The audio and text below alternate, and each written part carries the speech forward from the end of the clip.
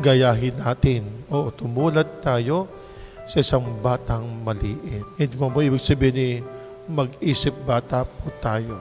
Ang gawi ng mga bata ay simple lamang, payak na pagkilos.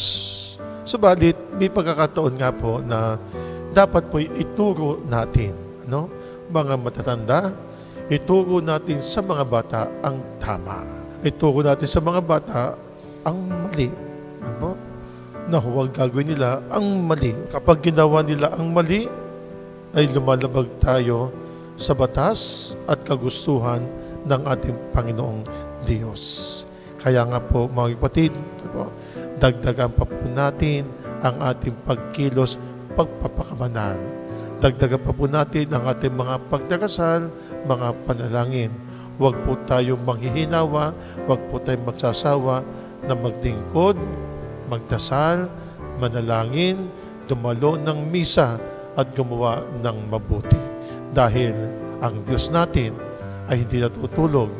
Ang Diyos natin ay nagmamahal sa lahat ng kanyang nilikha.